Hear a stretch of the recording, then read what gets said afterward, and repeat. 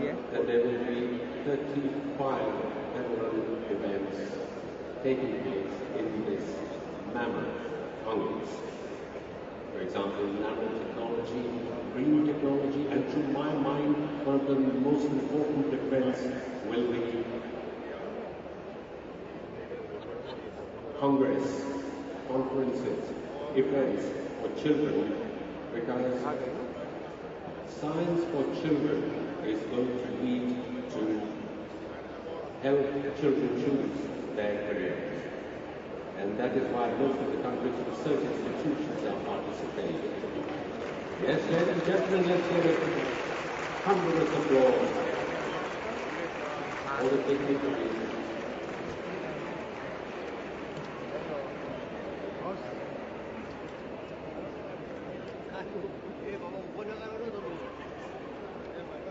This, ladies and gentlemen, is a happy day for all thinking individuals.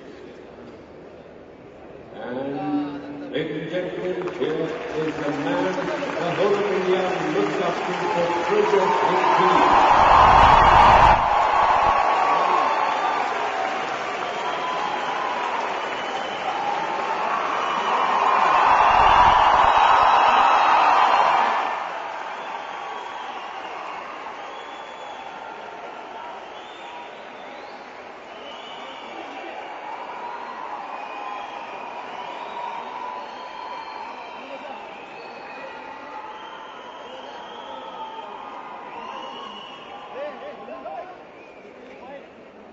Thank you, ladies and gentlemen. We are face to face with a person the whole of India looks up to.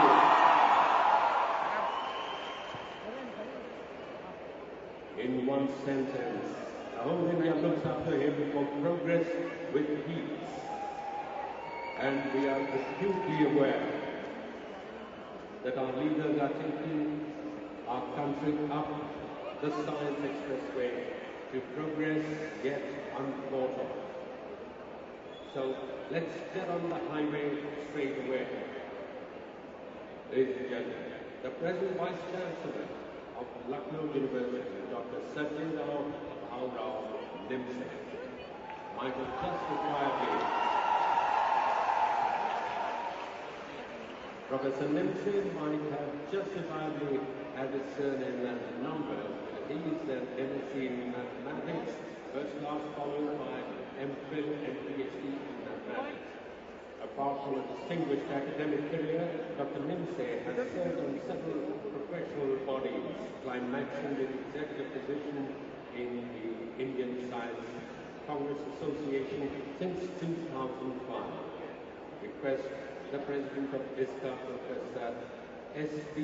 Nimse, to briefly share his thoughts. Professor Nimse will share his thoughts.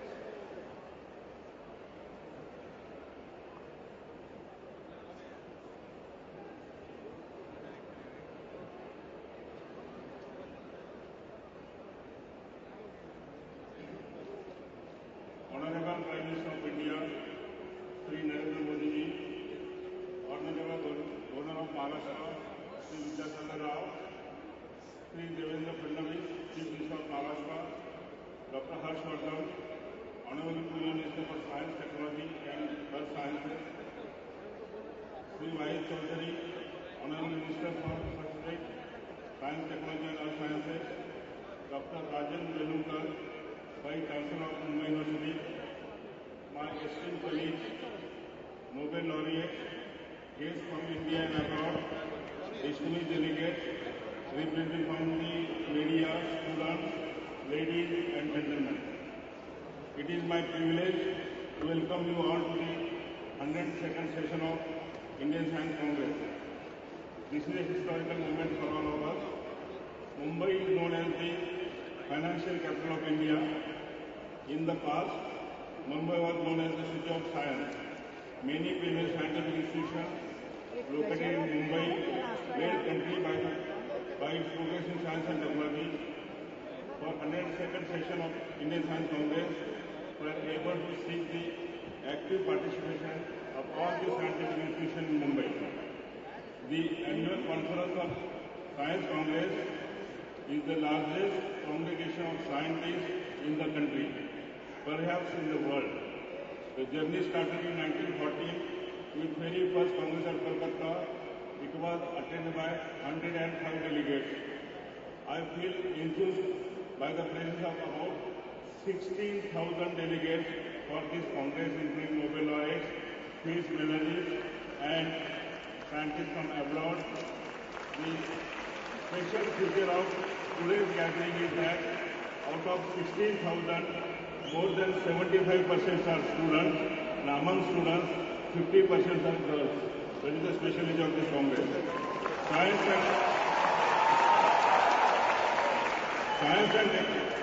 and technology for human development is the focal theme of the Science Congress. The origin of science lies in the evolution of the human brain and the intrinsic sense of curiosity in human beings to explore, to know and to understand the nature and the world around. Science and technology has been central to poverty, elevation and economic development. However, a large portion of the benefits of science and technology have not reached to the majority of poor, both in developing and developed countries. Scientific research converts money into knowledge, and innovation converts knowledge into wealth through development of technology. We must understand this factor.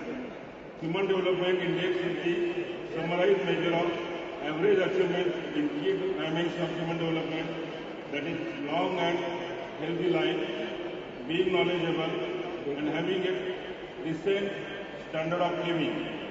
To have a better human development index, we have to revolutionize health, education and economic sector, creating more jobs than opportunities.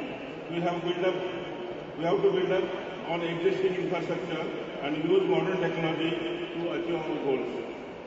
Swachh Bharat Abhiyan is a very comprehensive movement. It has both health as well as environmental dimensions. Apart from the change in common man's mindset about concern for cleanliness in public places, we have to develop affordable and easily accessible technology to succeed in Swachh Bharat Abhiyan. It is a challenge for the scientific community to develop appropriate technology. We need to provide easy access to quality education to all the sections of the society at all the levels, primary, secondary and tertiary. Formal vocational training is provided to only 10% of the students in India, whereas it is 96% in South Korea. The new Ministry for Skill Development is a right step in this direction. By 2020, India is determined to have gross enrollment ratio 30%. That is the ratio by which country is supposed to be labeled as a developed country. There are 15 crore students, there are 15 crore youngsters in the age group of 18 to 23. That means if we achieve the GR of 30%, 5 crore students must be in higher education. That means we have to double the enrollment in higher education. For that, we have to use the ICT and other technology so that we can enroll about 5 crore students in higher education system. Then only we can achieve GR of 30%. We have to think afresh about the work culture in our education system. Culture of meritocracy and of innovative practices should replace the current protective policies based on mere seniority and group considerations. Governance model of higher education institutes be such that significant part of its revenue be generated through consultancy and research projects. It will force institutes to establish their credibility about their capacity and capability among the stakeholders. Agriculture sector is awaiting second green revolution. Only this will ensure food security, which is most essential for social and political stability of the country. With adequate precautionary measures, GM crops with zero defective and zero effective should be developed. Innovate and make in India should become the reality, especially in industrial sector. India has the potential to become a manufacturing hub in the near future. Development of Delhi-Mumbai Industrial Corridor as a global manufacturing and investment destination is a first step towards achieving the goal of Make in India. In support of government initiatives like Make in India, the STEM, that is science, technology, engineering and mathematics, this kind of culture be deeply rooted in the Indian education system at all levels. Affordable and abundant, safe environment, friendly energy is the critical input for balanced, sustainable and inclusive development of India. Fossils, renewable and nuclear energy are the three choices for India. India has a limited sources of fossil fuels. Renewable energy, comprising mainly of solar, wind, tidal and biomass, can be very promising and environmental friendly. Chemical industries and pharmaceutical industries can be other areas where India can be world leader. Presently, India is the hub for quality pharmacy products at an affordable cost. Astounding success of the Mangalyaan mission certainly made every Indian proud about the scientific capabilities. Apart from the immense national pride that the mission has brought to us, the spin-offs from space missions would eventually become tremendously important for development. On all these issues, there are different sessions for next 5 years, right from the Clean India, Make in India, STEM, all these ideas are covered in the forthcoming sessions. The references to the progress of science in ancient India are in Rigveda and Yajurveda. The concept of zero and decimal system is the Indian contribution to number system. Development of arithmetic and trigonometry is the gift of India to the world of mathematics. Historians of mathematics reveal that Kerala School of Mathematics developed rudimentary calculus long before Newton and Leibniz. Indians are very good in mathematical sciences. Abstract way of thinking has been a part of Indian culture right from Vedic days. Indians have gained highly appreciable achievements in the field of computing, especially in the development of software. This has its roots in traditional training of quality mathematics right from the school days. Unfortunately, there is dilution in the recent times of mathematics. India to become the world leader in ICT-related technology, mathematical thinking must be deeply rooted in our youngsters' mind right from the school days. We need to identify and support more modern-day Ramanujan. Mathematics Olympiad activity is needed to be further supported to spot young mathematical talents in all parts of the country. ISCA was formed with the objective to advance and promote the cause of science in India. This dissemination of scientific temper will help overcome social differences based on unscientific notions and bind the people of India together. Participation in the Science Congress, will provide unique experience of interdisciplinary approach to everybody. Students are expected to get charged to do something unique in the field of science and technology for the cause of humanity and for the cause of Mother India. We assure the Honorable Prime Minister of India, Shri Narendra Modi ji, that the scientific community of India will not fail in its duties to support the government's dream to build modern India with the help of world-class scientific manpower. Lastly, I would like to offer a motto to our great countrymen, Vigyan ka Jnaan Banaye Bharat Desh Mahan. Thank you, Jai Ji. Thank you, Professor. Ladies and gentlemen, there are two streams of education which enable their students to tackle a plethora of problems, both personal and professional. These are medicine and engineering. These disciplines teach their students to analyze, understand, optionalize resolved.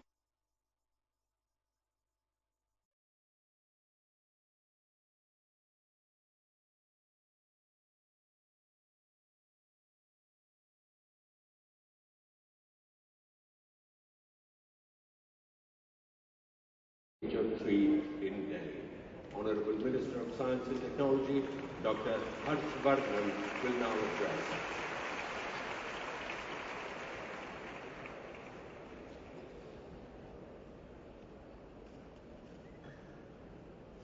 Honorable Prime Minister Shri Narendra Modi ji,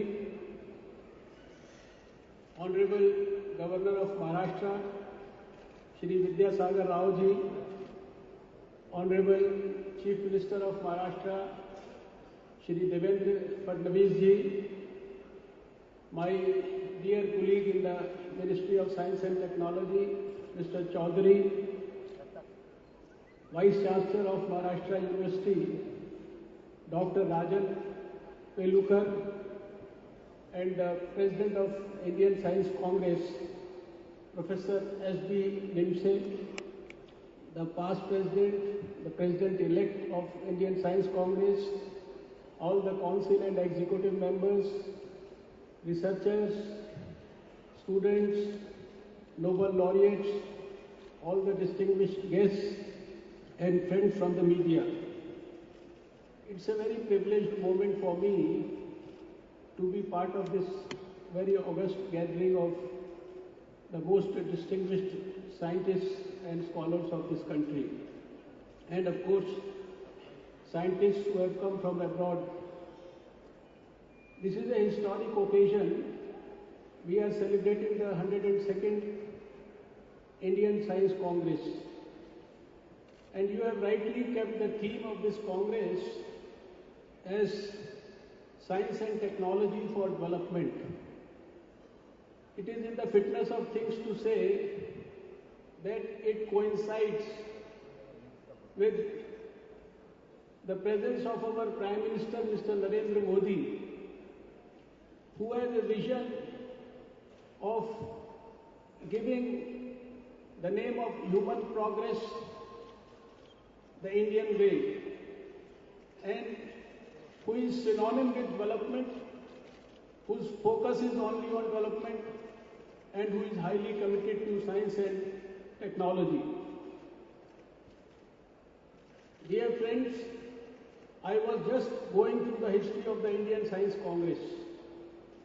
The first Indian Science Congress was organized in the year 1914, and it was organized in Calcutta in the month of January with huge enthusiasm to take science forward, to use the advancements made in science for helping humanity, for improving progress of nations. But the very same year, we saw all the advancements in science being used in the most cruel form to kill each other. I am referring to the World War that happened in the same year. And it has been very, very unfortunate situation that happened in the same year. And when we look back at the history of the 100 years of the Science Congress, we can see it in the backdrop of good times as well as bad times. We can see that it has been associated with good things as well as with bad things. We can see that science can take us to the moon, it can take us to the hell also. It can take us towards light and it can take us towards the era of darkness. But all these years, in spite of whatever has happened all over the world through science, India has always stood like a rock. We have never used our knowledge of science for negative purposes, for destructive purposes. Rather, we have thoroughly, selflessly shared all our scientific knowledge, whether it is related to the solar systems, whether it is related to medicine, physics, biology, chemistry, earth science, everything we have shared it very selflessly with the whole world. We have always believed in the theory of Vasudev Kutumbakam, and we have always used our knowledge for improving the welfare of the mankind. Our scientists discovered the Pythagoras theorem, but we very sophisticatedly gave its credit to the Greeks. We all know that we knew Bij Ganit much before the Arabs, but very sophisticatedly we allowed this to be called as algebra or algebra. I think this is the grace that the Indian scientific community has always maintained. This is a huge gathering here. I can see many researchers and many future scientists here. They are going to co-mingle, co-think, co-brainstorm, and I am sure that when you will be here for next 5 days, you will make sure that you breathe out of the many things something for the very ambitious mission of our Prime Minister Shri Narendra Modi ji, that is the Swasth Bharat mission and the Make in India mission. When we say Make in India, the Prime Minister doesn't mean that we want to convert India into a territory where there are factories of Indians, but what he expects is that the scientific community should get us new technologies. They should use their intellectual acumen to produce better technologies to be used by the industry, so that the industry has a cutting edge in this whole world, and we can certainly ensure better progress for various people in the rest of the world. Friends, we all remember that exactly 102 days before today, when we had a very, very historic mission accomplished in India. Our Mangalyaan was launched successfully. We had successfully ensured the success of Mars orbiter mission. Our Prime Minister had said that the scientists of India have achieved the impossible. I think that was a golden day in the history of Indian space science. And I think that from 1947 onwards, what we could achieve under the leadership of our Prime Minister, this was certainly a very, very historic day. And a lot of other things have been achieved in this field of space. And Honorable Prime Minister recently, when he gave a call to the scientists that now we are going to produce our own helicopters, our own submarines, our own fighter planes, I think every scientist in this country had a missed heartbeat.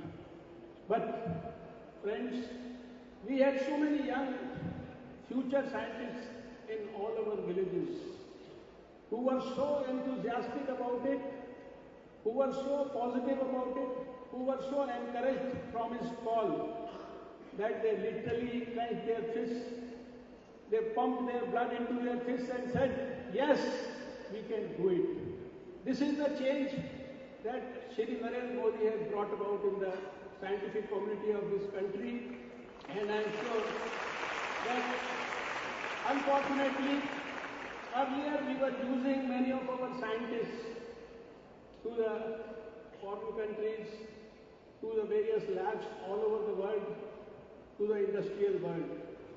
But I am sure that the encouragement that we are able to give to our scientists and our future budding scientists in times to come, under the able leadership of Shri Narendra Modi ji, time is not far away when we shall certainly be able to restore the old glory of this country back, and we shall certainly be able to make our future brighter than our glorious past. Friends, I don't want to be here between you and your beloved Prime Minister. But before I finish, I want to raise an important issue and bring it to the knowledge of the international community and seek your guided attention on this. Recently, we have all seen that the prices of oil have fallen from $115 per barrel to almost $50 per barrel. It is a welcome thing for the people of India, for the people of this world. But what worries me as a doctor or as a person with scientific temper or as a person who is committed to environment or as a person who has taken a lot of inspiration from what Mr. Narendra Modi had done in Gujarat, I feel that this has a potential to hamper research all over the world for our alternate sources of energy, clean sources of energy, particularly renewable sources of energy. And we have seen that Mr. Narendra Modi has converted Gujarat's deserts of Gujarat into sources of infinite solar power, which is, I think, something which the whole world has to learn from. And I seek the indulgence of the scientific community of India to make sure that even if the prices of oil are falling all over the world, the research into alternate sources of energy and the clean sources of energy, it doesn't go down. I am sure you will all apply your able minds to it. With these few words, I once again thank all of you. Let us take a pledge to serve Mother Earth through science. And I am sure once we start serving Mother Earth through science, our Mother India is going to progress. And once Mother India will progress, the whole world will progress. And the whole country and the whole world will be proud of the scientific community of India. With these few words, I once again thank all of you and particularly laud the efforts of all the Nobel laureates who are present here, and more particularly the young Manjul Bhargav and Dr. Subhash, who have not even reached their 40s and have done commendable service for the service of science and for the service of India and for the service of the whole world. Thank you so much. Thank you, Doctor, for your all-encompassing dissertation. Ladies and gentlemen, I have a short question for you. What is the difference between mere governing and true governance? I'll give a very small example. Maharashtra must be the only state in the history of India till today whose chief minister's wife actually works full-time in a bank.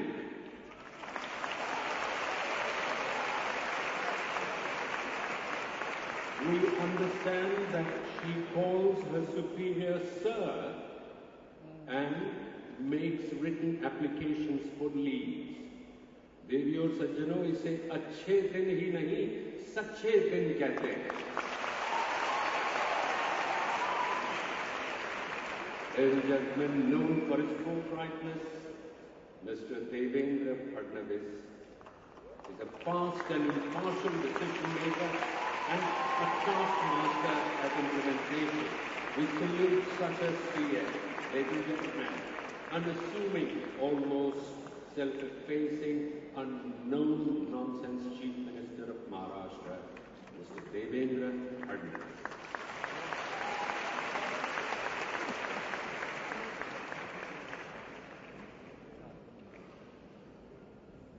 परम आदरणीय प्रधानमंत्री जी, भारत सरकार के मंत्री आदरणीय हर्षवर्धन जी, आदरणीय राज्यपाल जी, सम्माननीय राज्य मंत्री चौधरी जी, प्रोफेसर निमसे जी, उपस्थित वाइस चांसलर, इस साइंस कांग्रेस में पधारे हुए नोबेल लॉरिएट्स,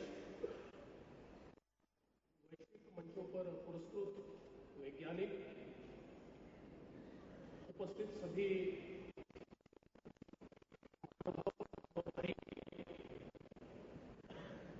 मैं आप सभी का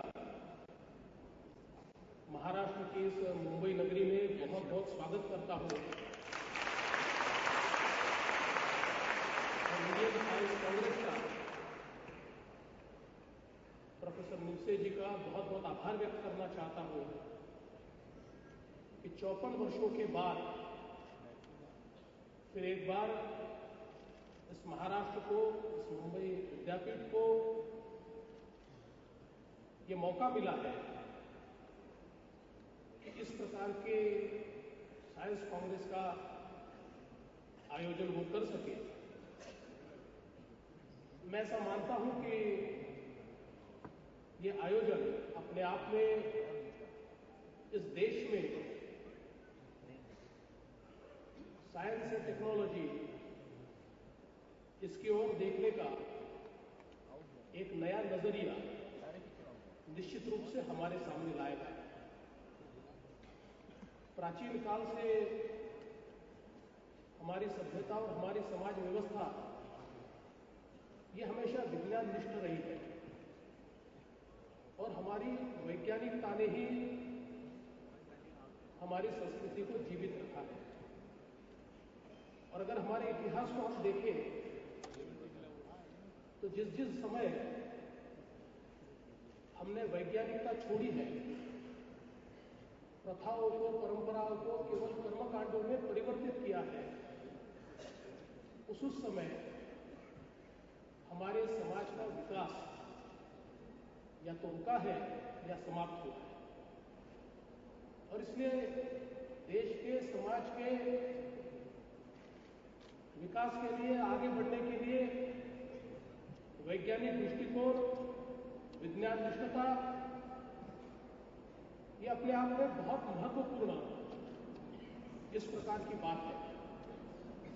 और मैं ये मानता हूं कि दुनिया के उन्हीं देशों ने प्रगति की है, विकास किया है, चाहे वो आर्थिक विकास हो, चाहे वो भौतिक विकास हो, चाहे वो सामाजिक विकास हो, हर विकास के पीछे वैज्ञानिक विकास, विज्ञान निष्ठता यही उसकी मूलगामी आधारशिला रही है। और इसलिए मैं मानता हूं कि इस प्रकार के आयोजनों के माध्यम से हम मानवता के सामने आज जो चुनौतियां खड़ी हैं, उन चुनौतियों का सामना करने के लिए हमारे देश को, हमारे समाज को एक तरीके से तैयार करने की कोशिश करते हैं। आज जिस समय ये कांग्रेस यहां पर हम लोग ले रहे हैं, साइंस फॉर ह्यूमैनिटी, मानवता के लिए विज्ञान, ये हमारा ब्रीद वाक्य है। और मैं ऐसा मानता हूं कि जो देश के सामने चुनौतियां हैं, हमारे प्रधानमंत्री जी ने जो देश के विकास का एक सपना देखा है कि देश में बसने वाला आखिरी व्यक्ति, इसका विकास हो, वो गरीबी से दूर हो, देश के अंदर टेक्नोलॉजी का उपयोग करके हम समाज में समता प्रस्थापित करें। ये सारी चीजें अगर संभव है तो यहाँ इस पेंडॉल में बैठे हुए इस देश के जो विचारक हैं, जो वैज्ञानिक हैं, इन्हीं के आधार पर ये सारी चीजें निश्चित रूप से हम लोग कर पाएंगे। आज जिस समय मैं महाराष्ट्र के मुख्यमंत्री के रूप में मेरे सामने चुनौती क्या है ये देखता हूं तो मेरे ध्यान में आता है कि मौसम के बदलाव ने, क्लाइमेट चेंज ने जिस प्रकार से आज सस्टेनेबल एग्रीकल्चर एक चुनौती बनाई है, मैं ऐसा मानता हूं कि इसके ऊपर उपाय बहुत आवश्यक है। जब मैं पीछे मुड़कर देखता हूं तो विगत 5 वर्षों में महाराष्ट्र में हमने रिलीफ के ऊपर 8,000 करोड़ रुपए खर्चा किया। कभी ओले बरसे, कभी बेमौसम बारिश हुई, कभी सूखा पड़ा और लगातार रिलीफ के ऊपर हम लोग पैसा खर्चा करते रहे।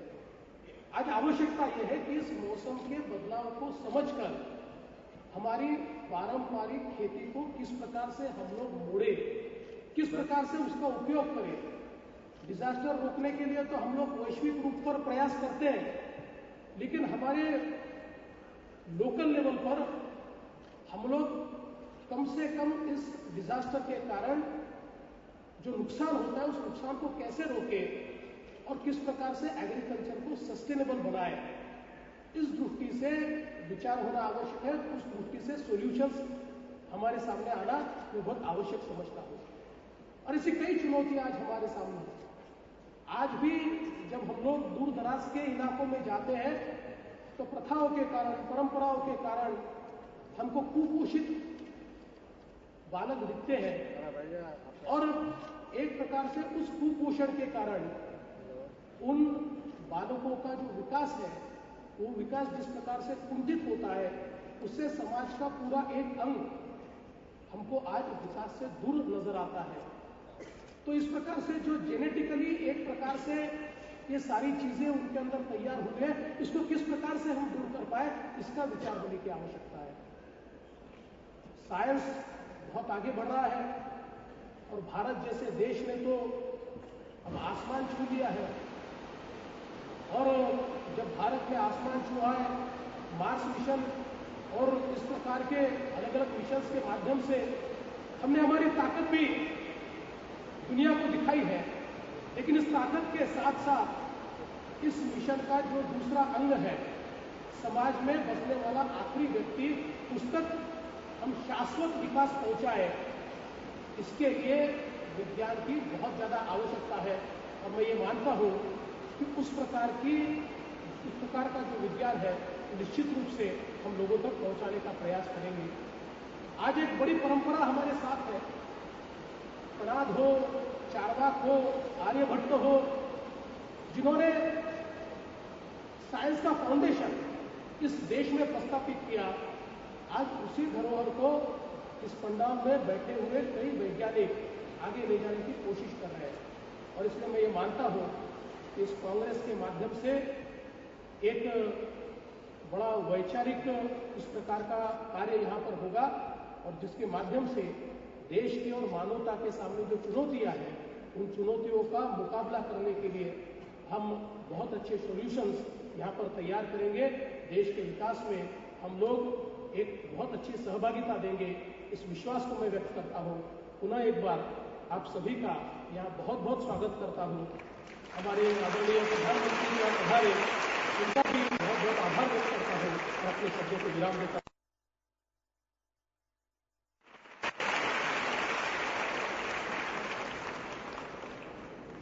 Now you know why the whole of Maharashtra is singing praises of our CM. Ladies and gentlemen, what does truly separate us normal mortals from extraordinary beings?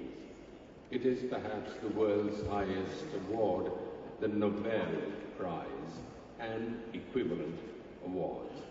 Let's show our appreciation with a thunderous applause for those winners amongst us.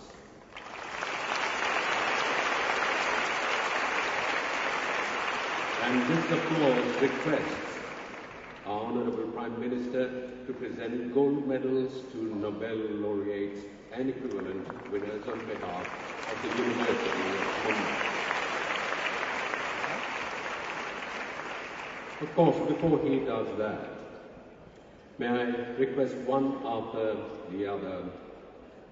The first is Dr. Randy Sheckman, Nobel Prize in Physiology and Medicine in 2013. The title of his course, Cell Membrane Secretion and the Connection of Human Diseases.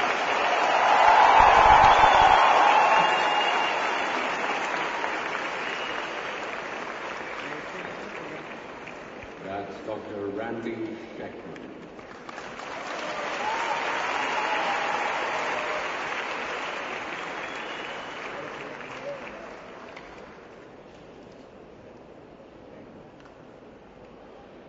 Second is the world-renowned Professor Muhammad Yunus, Nobel Peace Laureate 2006. A Bangladeshi social entrepreneur. He done seminal work in microfinance and microcredit and founded Grameen Bank. That's Professor Muhammad Yunus.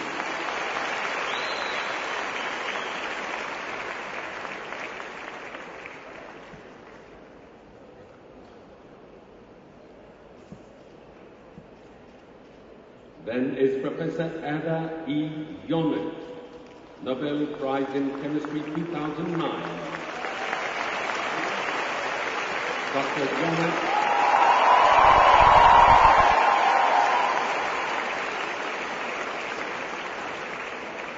Dr. Yonet is a crystallographer, pioneering work in ribosome. That's Professor Ada E. Yonet from Israel.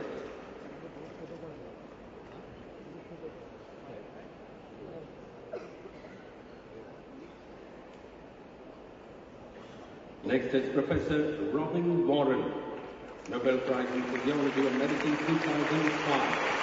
Professor Robin Warren.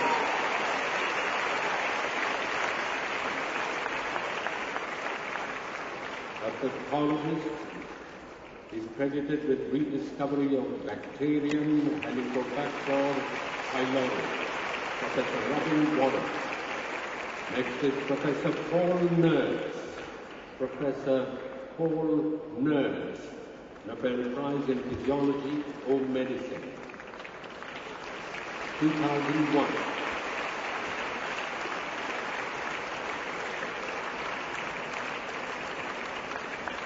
He's a geneticist and is credited with discovery of protein molecules that control division of cells. Professor Paul Nurse, 2001. Nobel laureate. Next is Professor Manjul Bhargava. He's a Fields Medalist 2014. He's a mathematics wizard who looks like a cool student not in a hurry to leave university. That's Professor Manjul Bhargava. The title of the talk is How Likely Is It for a Polynomial to Take on a Square Value? The next is Professor Subhash Koth, Lawrence Navalny Prize 2014. He is a mathematician and theoretical computer scientist. That's Professor Subhash Koth. Next is Professor S.R.S. Vardhan, Eagle Prize 2007. Professor S.R.S. Vardhan. Satamangalam Ranga Iyengar Srinivasa Vardhan, FRS, is a mathematician known for fundamental contributions to probability theory, which probably has important applications in operations research. That's Professor Vardhan. And last, Professor Madhusudan, Rolf Nevanlina Prize 2002. Professor Madhusudan.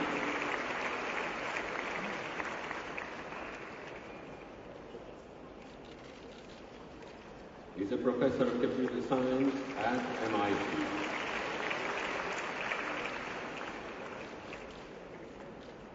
Thank you very much. May I request dignitaries to take? And one simple question that perhaps is an answer in itself.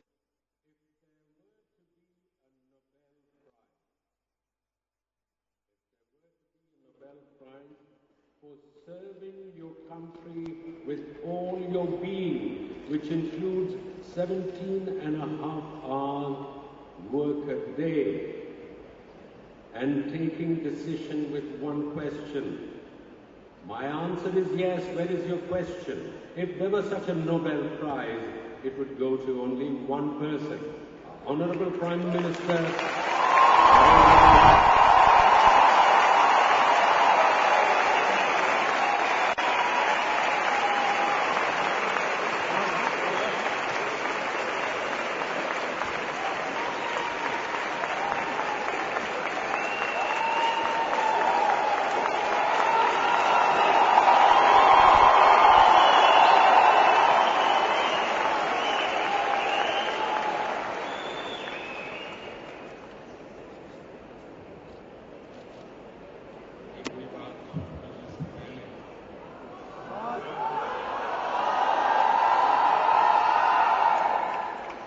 पहले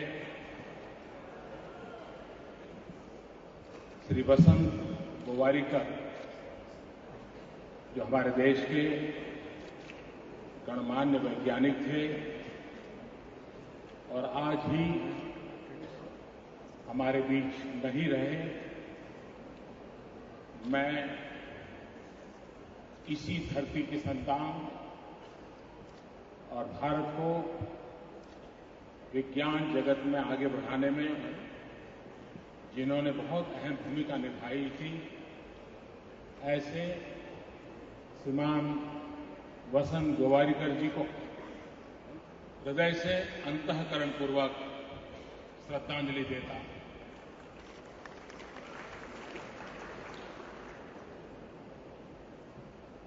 महाराष्ट्र के governor श्रीमान Vidyasagar Rao, chief minister Devendra Fadnavis, my colleague, Cabinet Minister, Dr. Harshvardhan, Shri Y.S. Chaudhary, Minister of State for Science and Technology, Dr. Rajan Velukar, Vice Chancellor, University of Mumbai, Dr. Nimse,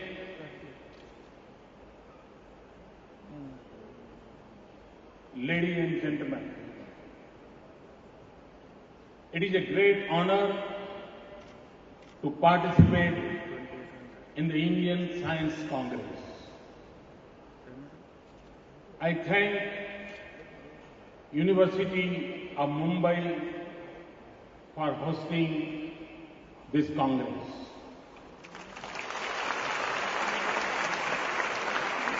I have had the opportunity to participate in the Congress as the Chief Minister of Gujarat. I am delighted to return here after 10 years. I greatly admire the rich history of this 100-year-old institution. I feel humbled by the work that scientists do, and I find science and technology an invaluable ally in governance and development. Human civilization has advanced because of the basic human spirit of inquiry and quest for understanding our universe and world. It is a search driven by the belief in what our Vedas describe as Satya Sarvam Pratisthanam. Everything is established in truth. Science may be the product of human brain, but it is also driven by the compassion of human heart, the desire to make human life better. We have here with us Nobel laureates whose work in science has given new hope against dreaded disease. We also have one whose own understanding of social science gave the poorest a life of hope, opportunity, and dignity. Science and technology has helped reduce poverty and advance prosperity, fight hunger, and improve nutrition, conquer disease, improve health, and give a child a better chance to survive. Connect us to our loved ones and the world. Spread education and awareness and given us clean energy that can make our habitat more sustainable. A nation's progress and its human development are linked to science and technology. In more recent times, China's emergence as the second biggest global economy is in parallel to its rise to the second place in science and technology activities. Science and technology can also remove national barriers, unify the world, and advance peace. It can bring nations, rich and poor, in a shared effort to address global challenges. But we also know that it can increase inequality, make wars more lethal, and damage our environment. Sometimes we learn about their consequences later. As we did on climate change, sometimes these are the result of our own choices. For example, information technology was meant to increase efficiency and productivity. Sometimes, however, its various distractions can easily overpower us. How often do we sit in meetings and cannot resist the temptation to catch up on our messages? So when we speak of science and human development, we cannot divorce it from the questions of political decisions, social choices, and of equity, ethics, and access. Human development has been the larger purpose and the driving force of Indian scientific pursuits. And science has helped shape modern India. At the dawn of freedom, Prime Minister Jawaharlal Nehru placed science and technology at the heart of national development. Our students, our scientists launched pioneering research and built outstanding institutions with modest resources that continue to serve us well. Since then, our scientists have placed us at the forefront of the world in many areas. Whenever the world shut its door on us, our scientists responded with the zeal of national mission.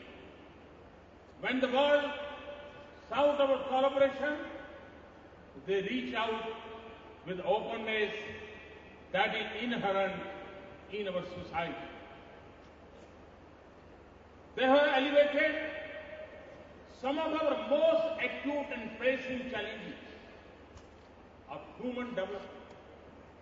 They help us overcome dependence on others for such basic needs as food. They have secured our borders, supported industrial progress, and given our people a life of opportunities and dignity. Our scientists put Mangalyaan in the Mars orbit. In the first attempt, and I must congratulate Radhakrishnan team. And their accurate prediction of cyclone Hudhud saved thousands of lives.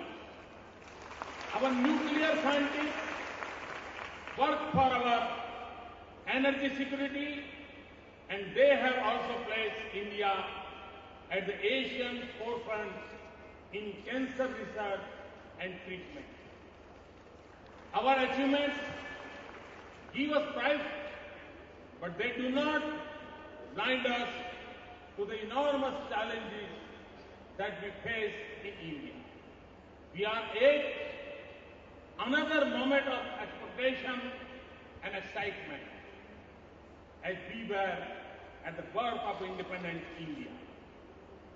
There is a mood of optimism for change in the country, the energy to pursue it, and confidence to achieve it. But the dreams we all share for India will depend as much on science and technology as it will on policy and resources.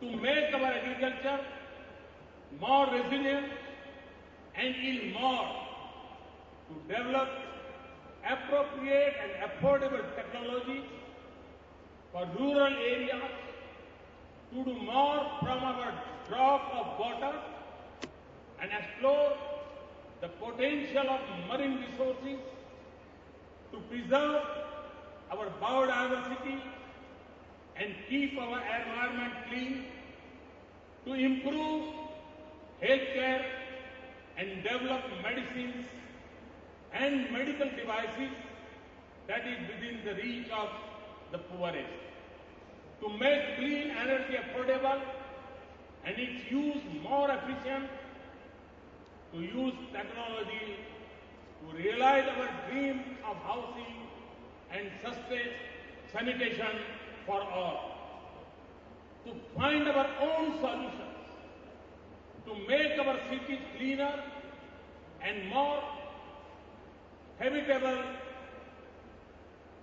to turn waste into wealth and resources for sustainable infrastructure of the future, to use internet to improve human development, to make India a leading manufacturing nation and a hub for knowledge and technology intensive industries. To me, the arms of science and technology and innovation must reach the poorest, the remotest and the most vulnerable person. This is an enterprise of national importance in which each of us, government, industry, national laboratories, universities and research institutions have to work together. Too often, a discussion on science and technology is reduced to a question of budgets. It is important, and I am confident that it will continue to grow. But our own achievements have shown that very often a need and vision and a passion are more important than resource for success. And it is how you use resources that will determine how effective we are in making science and technology work for us. Our development challenges will naturally shape our strategic priorities in science and technology. Even as we focus on some key areas, we should not confine research and development to a few predetermined path. And it is as important to focus on basic research as on research and development and innovation. We should also recognize that science is universal, but technology can be local.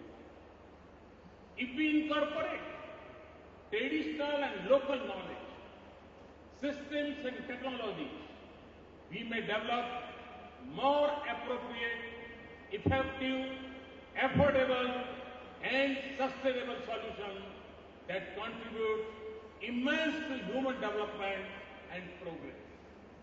As the major source of science and technology efforts in this country, government must do its part. When I speak of ease of doing business in India, I also want to pay equal attention to the ease of doing research and development in India. Funding the proposal must not take too long to clear. Meeting application requirements should not become more complex than research. Approval process should not become a deterrent for international conferences. And our scientific department must have a flexibility of funding decisions based on the uncertainties inherent in research activities. We want our scientists and researchers to explore the mysteries of science, not of government procedures. We want them to consider publications, not government approvals, to be the epitome of their success. We must also have a clear regulatory policy for research and development in areas like biotechnology, nanoscience, agriculture, and clinical research. We should ensure that our strong intellectual property regime continues to work effectively and provides the right balance between private incentives and social good. Further, not just scientific departments, but every other department in the government should see how to apply science and technology and promote research to improve their work. Each should have an officer focusing on science and technology relating to its area of work and allocate a percentage of its budget for such activities. We have begun this experience with space technology. Investment in science and technology activities should also become part of the expenditure on corporate social responsibility, to be funded directly or through an autonomous fund. We also need to foster a strong culture of collaboration between institutions and across disciplines to take advantage of developments, innovations, and expertise in diverse areas. My impression is that this is far from the ideal in India.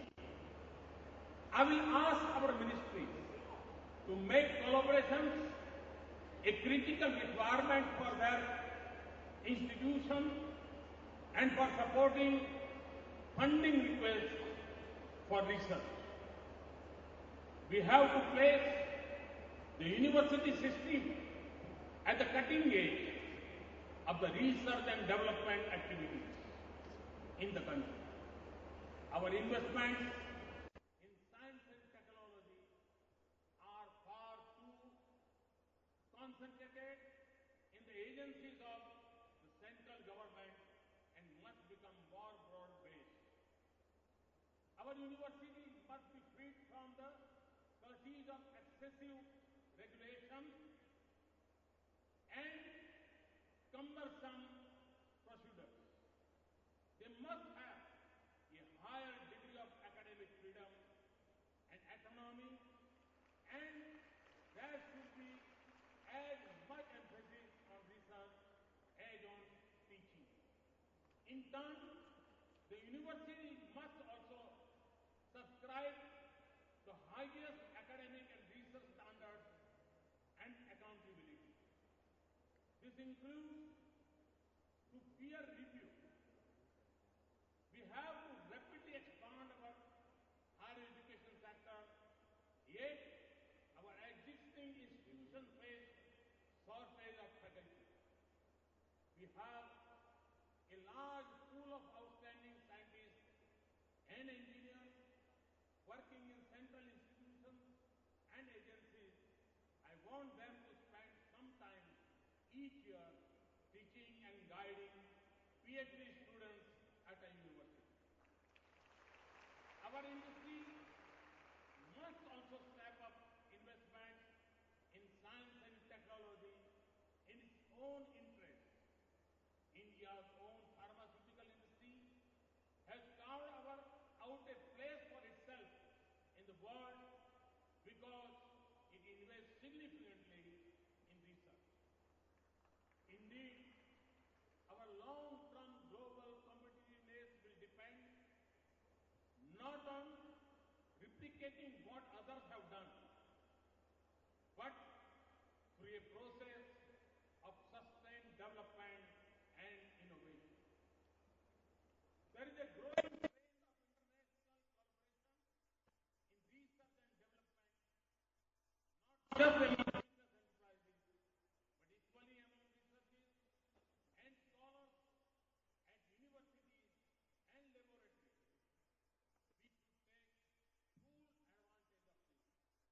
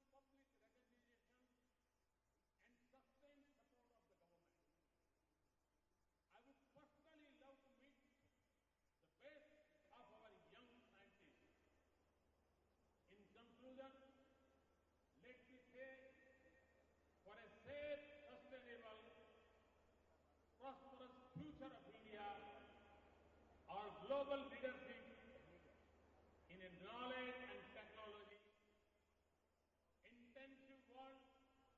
We need to put science and technology and innovation at the top of national priorities. I am confident that we can do it.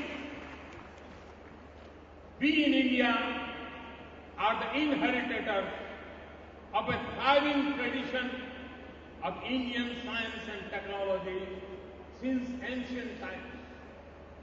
Mathematics and medicine, metallurgy and mining, calculus and textiles, architecture and astronomy. The contribution of the Indian civilization to human knowledge and advancement has been rich and varied.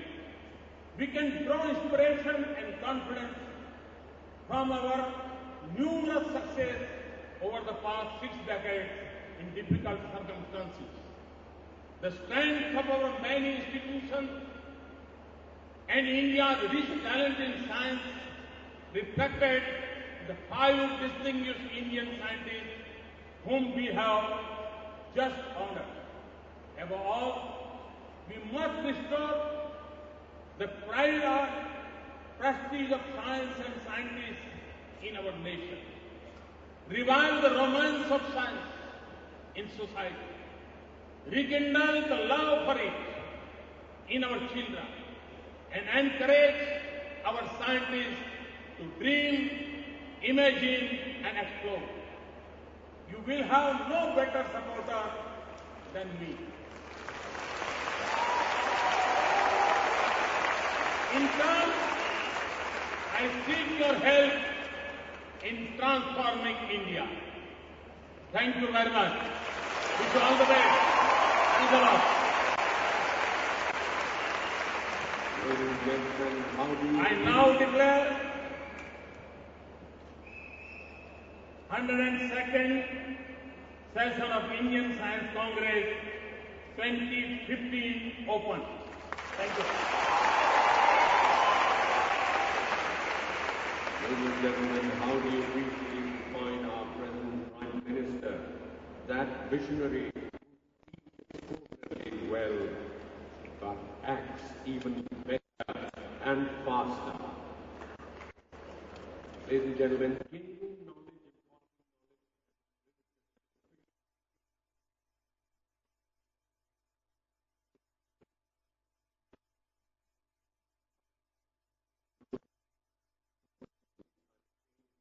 is considered perhaps the most valuable asset by the university. Ladies and gentlemen, the friend, guide and educator of thousands of students in 729 affiliated colleges of the University of Mumbai, Dr. Rajan Verika. A vote of thanks.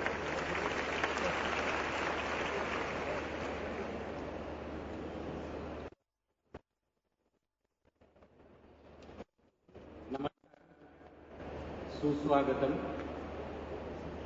The Honorable Prime Minister of India, Shri Narendra Modi ji, the Honorable Governor of Maharashtra, Shri Vidyasagar Rao, the Honorable Chief Minister of Maharashtra, Shri Devendra Fadnavis ji, the Honorable Minister of Science and Technology, Shri Harshvardhan ji, Science and Technology, Government of India, Shri Chaudhary ji,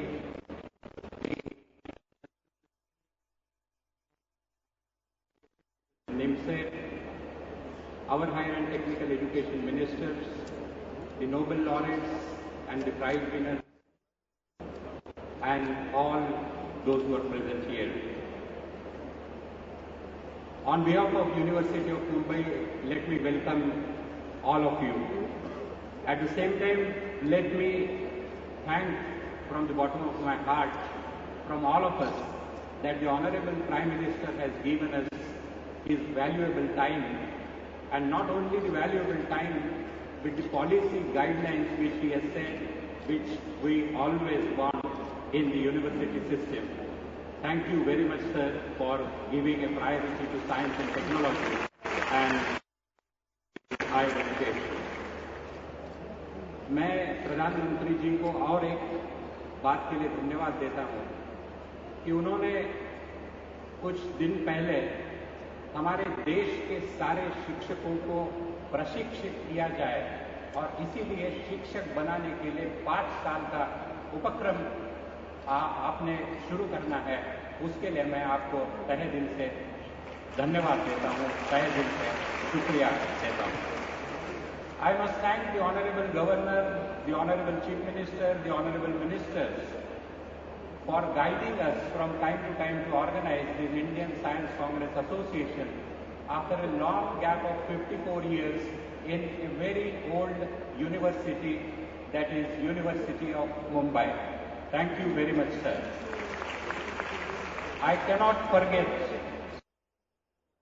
the local secretaries, those who are working with their team of more than 1,000 people to make this Indian Science Congress a great success. The university authorities, the management council, academic council, senate and all other authorities members, they have supported the University of Mumbai and therefore we could organize this 102nd session of Indian Science Congress. The Nobel laureates, maximum number of attendance in this Indian Science Congress this time, I cannot forget them, and I appeal to my younger generation to take part in all the sessions of these Nobel laureates and equivalent and the eminent scientists and get advantage from the knowledge which has been acquired by these people. Mumbai शहर को एक वाणिज्य का शहर करके जाना जाता है, लेकिन मैं ये कहता हूँ कि ये विज्ञान का शहर भी है। यहाँ 22 संस्थाएं ऐसी है जो संशोधन का काम करती है और इसीलिए मुंबई शहर में एक विज्ञान का शहर भी जाना जाना चाहिए। I thank the supporters for this Indian Science Congress, the ONGC, the BMC, the MMRDA, the MHADA, Higher and Technical Education, Government of Maharashtra, Science and Technology, Government of India, University Grants Commission, Department of Atomic Energy, Wellinger College, Bharati Vidyapeeth, Hinduja Foundation, CKT College, and all 729 colleges affiliated to University of Mumbai and 56 departments working in the University of Mumbai. I also must thank Indian Science Congress Association, all the council members, those who are present here, and those who have always supported us. And I am sure all of you are going to enjoy this festival of science and technology for human development. And whatever promises our Honorable Prime Minister wants from all of us, I think we must fulfill his dream. आप सब तैयार हैं? Thank you very much.